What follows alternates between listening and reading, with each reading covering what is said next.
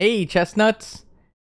Alright, today we're gonna be looking at a super special game. It's played by white Fischer and black Taimanov. And Taimanov was one of the, maybe a top 5 player during this time. And right before this game, he had already lost like 5 in a row. And it was a 10-game match. So, I mean, Fischer could have played for draws since his 4th win. All right, but that wasn't the Fischer way, dude. He doesn't draw. All right, he goes for the throat. That's what he does. All right. So this was played in Seville in 19 not Seville, Vancouver in 1971. And yeah, let's see what Fischer had in store. He could have just went for the draws, but let's see what he did. Okay, e4. E6. Oh, wait, my bad. C5. All right. Knight to F3. This is a Sicilian, Knight to C6. D4. D takes D4. Knight takes D4. E6. Then knight to B5, which isn't really played as often nowadays, but it was played a lot. You would see Kasparov play this line a lot in his earlier years. All right, I mean, usually like white can just play knight to c3 here, right? It's a normal Paulsen variation, but this is the Zen variation of the Paulsen variation. So variation within a variation. It's like Inception for chess. All right, d6, bishop to f4. Okay, now there are some pieces attacking this, right? And then e5, and then bishop goes to e3. And then knight to f6. And then this is a funny idea that Fischer does actually. Bishop to g5. I mean, there are variations where this knight would also have been played, or this bishop, but he decides to lose a tempo or to play this down a tempo because Fischer really believes in this variation. I don't know. It's even Sarawan mentioned it's one of Fischer's odd ideas, but Fischer had very strong beliefs in how to play chess. Probably can't convince him otherwise. You could also play knight to c3. So, all right, but this was played putting pressure. I mean, at least it puts pressure on black, right? Like this knight can't move, and Fischer was all about putting pressure. Okay, so bishop to e6 is next. Then we have knight to c3. Then a6, pushing this knight back. Then bishop takes x6 first, and you can't capture this knight because your queen's gonna get captured. Right. So you would probably play pawn first. Okay. I mean, you could also play knight to a3, right? Bishop to e7. This is also a way to play. Bishop takes f6, and then bishop takes f6, and now this bishop is blocked by its own pieces. But that's not what happened. Bishop to f6, and then we have g takes f6. You see this in like the Richter Rauser variation too, right? With these pawns right here. So basically black's saying, I'm not going to castle, but this is pretty much a fortress right here in front of my king. Knight to a3. Or, I mean, you can still castle, but as long as you have enough pieces to defend. Alright, knight to d4. Knight to c4, which is the point of this move. You don't really want to stay here. I mean, I've seen in Kasparov, Karpov games where Karpov would push this pawn, and then after that, Kasparov would move his knight, but Fischer decides to maneuver his knight earlier than that. f5, e takes f5, knight takes f5, and then we have bishop to d3. Rook to c8. Oh, now there are two pieces attacking this knight. So, yep. So here bishop takes f5, and then rook takes c4.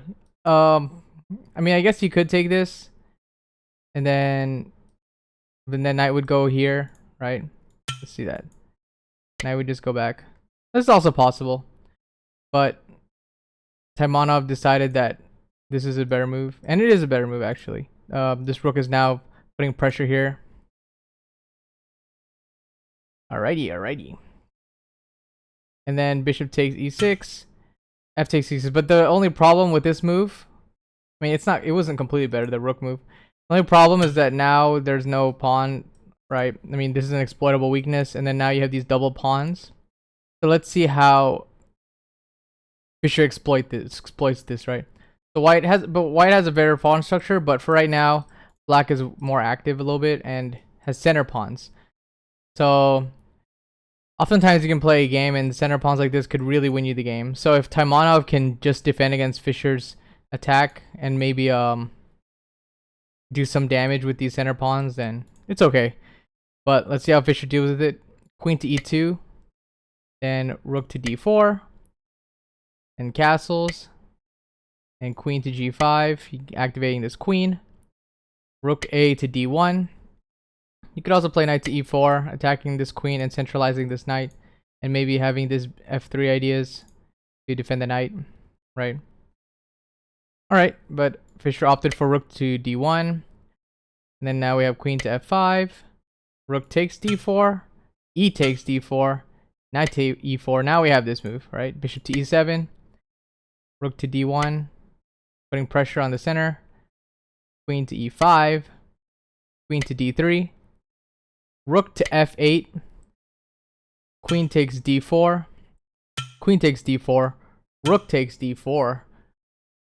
So many moves! Then d5. Alright, and then now this knight's being attacked. This game is basically an endgame game. I mean, Fischer just basically went for the endgame, right? And because there are all these weaknesses here, whereas white's pawns are super flexible. They have a lot of ways that they can go and to win the game. So this is what Fischer was counting on. The only problem is that since the position looks really open, Fischer has to prove that this knight can be better than this bishop, right? So let's see how he does that. Bishop to c5. Rook to d2, because if you move anywhere else, like say you go here, you're gonna get, there are two pieces attacking here. So you have to go to rook to d2, and then rook to f4, g3, rook to c4, knight to e2, rook to a4, and then a3. Alright, now look what Fischer did. Most of his pawns are on dark squares, and this bishop is on dark squares, right? So he's limiting, so far the bishop's mobility is limited. Let's see how this knight can get activated. Alright, and then Taimanov decided to activate his king to d7. Then we have king to g2, then b5. Putting pressure here. c3. More dark squares, right? More pawns on dark squares, limiting the mobility of the bishop. a5, knight to d4, b4. Then we have this move, knight to b3. This rook looks pretty stuck, right? Okay. And then bishop goes back to b6. And then a takes b4. A takes b4. And then c4. And now this pawn can't capture because this rook is aiming at the king. Okay, king goes to c6, getting away from the pin. Then we have c5. Alright, and then bishop goes to c7. But if bishop captures this, right? Let's see if you can figure out why. I'll give you a few minutes. Why doesn't black take this pawn? Why? Tell me. It's a yummy pawn. Way too yummy. Okay. If bishop takes c5, then rook c2, right? Wins this bishop, wins the bishop. And this rook can't go here because this knight's going to capture it. Alrighty. So bishop goes back, c7, and at least it has some good diagonals. Although these pawns are really restricting. Like, this is a pretty beautiful endgame. Even though there are not as many pawns on the board, Fischer manages to use this knight to maneuver really, really well. The knight d4 check, and then king to d7. Now, I'll also give you a few minutes to see if you can figure out why this king does not capture this pawn.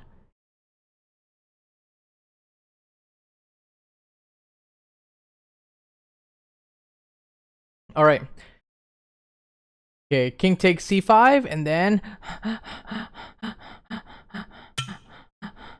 knight takes e6 check, king to d6, knight takes d7, king takes c7, and then now rook takes c5, and d5, and then this is just a winning endgame, right? There's this one isolated pawn here, and there's this one isolated pawn here, and these pawns just have to march forward, and it's all over, right? There's no way to win this. Not possible. All right. Okay, so king goes to d7, then f4, then e5, then c6 check.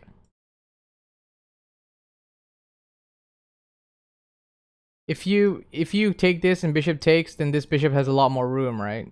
So work with. So if it's a knight versus bishop like this, probably best to try to limit this bishop's mobility. c6 check, king to c8, and then knight to b5. Now at this point, f takes e5. It's also playable.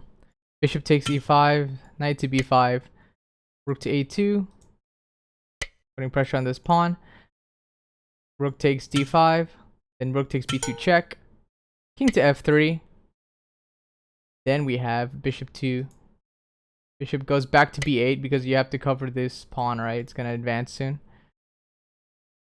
Then it goes rook to f5. So this is just a possible variation. Rook to d2, king to e3, rook to d8, then rook to f7. Whoa! Okay, you need all these pieces to defend, and yeah, this is not looking good. This is completely winning for white. Okay, knight to b5. Then rook goes to a2 anyway. And then we have f5. And now this is Fischer's idea. So Fischer, instead of capturing this, it's just a little more difficult to see, right? But this is a simpler, clearer endgame. Where Fischer goes f5, and then bishop goes to d8. All right, you need to stop this f pawn from advancing. There'll just be too many pawns going forward. And rook takes d5, rook takes b2 check. And from here, Taimanov resigned. Now let's see why he resigned. All right, let's play this out a little bit. Okay, king goes to h3, and then let's say you go b3, right? Rook to d7, and then rook to c2, halting this pawn and making way for this pawn. If this is also possible, if bishop goes to g5, the knight goes to d6 check, and c7 check. Oh, that looks bad. That looks bad. And it's checkmate. So rook to c2, then knight to a7 check, king goes to b8, rook takes d8 check. Yeah, it's not looking pretty. f6. All right, and you can't really. And then if you take this pawn, then this pawn's just gonna be marching forward, and it's all ogre now.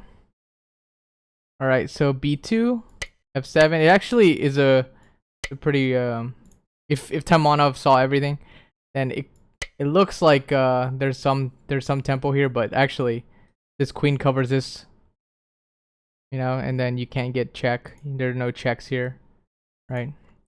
You could sacrifice your rook to delay the inevitable, but you're eventually gonna run out of checks, and you're eventually gonna lose the game. So let's say king to e1. Then queen to f7 check, b6, b6. Then you go queen b3 check. Okay, queen to d5 check. King goes to c7, rook d7 check. King to b6, b7 check, a6, and then it's all she wrote, baby. That's all she wrote. So instead of queen b2, let's get queen to, yeah. And then rook b6, and then yeah, here you just get skewered. C6, and then rook takes, and then you just go, I can Fischer 6-0 me. So at the end of this, Taimanov lost 6-0, you know, which never happened before in like the history of chess. That's why Fischer's so insane. I mean, you could say now that engines lead to more drawish positions, but if you look at the history of chess, no one before Fischer did what Fischer did, and no one after Fischer did what Fischer did. So he's 6-0'd Taimanov, and after that he's 6-0'd Larsen, which Botvinnik thought would be impossible. He said, oh, he could 6-0 Taimanov, I guess, but which is a nearly impossible feat.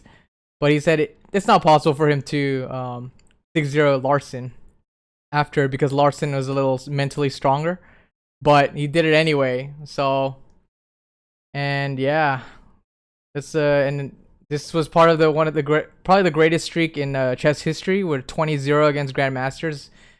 Nobody could do that, honestly. Like if you yeah, nobody. Caruana is the closest with 7-0 in his Sinkefeld Cup, and you could say his competition was a lot stronger, but has anybody even gotten close to 20-0? Nobody's gotten close to 20-0 against normal grandmasters. So it was insane, but this destroyed Taimanov mentally. So afterwards, he patted Fischer's shoulder and said, "At least I still have my music, right?" And then, and not just mentally, but you know, his life just changed. I think he wrote a book afterwards, How I Became Fischer's Big Victim. So this game pretty much ended his career. The officials took away his chess salary, and he was no longer allowed to travel overseas. I mean, they later forgave him, but for losing to Fischer, but you know, but nobody could have stopped Fischer. No, I don't think so in the history of chess. I mean, you could say some player could, but I don't know, man. Fischer was just on another level. In this streak. So, all right, dudes. Hope you enjoyed it, and if you like my stuff, you know, you can hit that notification bell like a clock, subscribe, hit it like a clock, and like the comment like a clock. All right, and I'll see you next time. Peace.